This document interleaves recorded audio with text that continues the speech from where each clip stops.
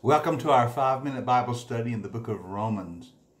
We're in the early part of Romans chapter 12, and Paul is beginning to talk to the believers in Rome about how you should live as those who have experienced the grace of God for salvation. Now, we saw last time that his first word was present yourself as a living sacrifice. Live your entire life in devotion to Jesus because of what he has done for you. But he also has more to say in verses 2 and on. Do not conform, Paul says, to the pattern of this world. Do not conform to the pattern of this world, but be transformed by the renewing of your minds. Then you will be able to test and approve what God's will is. His good, his pleasing, and his perfect will. You know, one of the things that Christians often ask me, believers ask me, is how can I know and discern God's will for my life? And how can I be certain that I'm living within the will of God? That's very important to Christians, as it should be. It's very important to me. I know it's important to you. Paul tells us in this verse, he says, when you are living your life as a sacrifice for Jesus, you're striving to stay within the will of God, to live within his will. You do that by making sure you don't let yourself be conformed to the world's patterns, but rather, he said, you are transformed in your mind. First, he says, don't be conformed. Now, the world has a way of thinking, the world has a way of doing things, the world has a way of being that is often contrary to the way of God. We know that. The pattern of this world is often not the pattern that God wants us to live by. And so Paul says your temptation is going to be to fit in, to just get along, to conform to what everyone else is doing.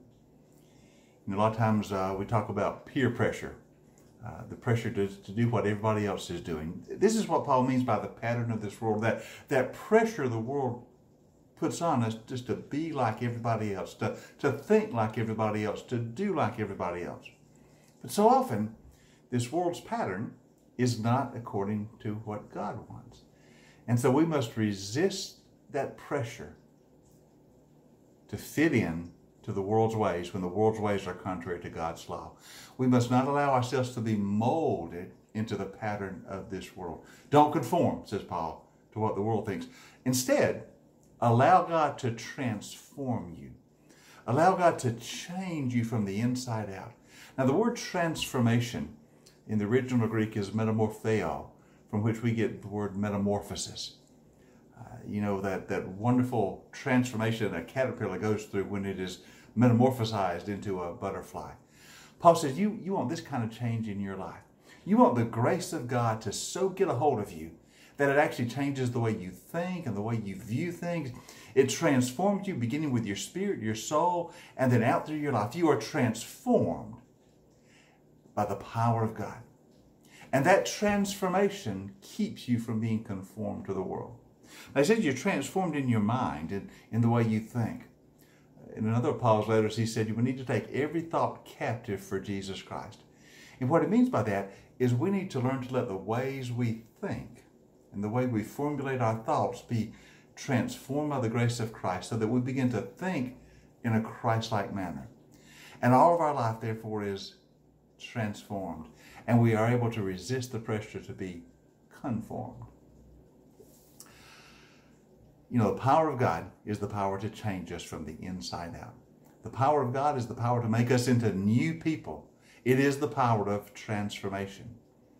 In the book of Corinthians, Paul says, if you're in new Christ, you're a new creation. The old has gone and the new has come. This is what he means by transformation. So he says, you've experienced the grace of God to save you. So no longer live like the world lives. Don't be conformed, but be transformed. And in that transformation, you'll be living within the will of God.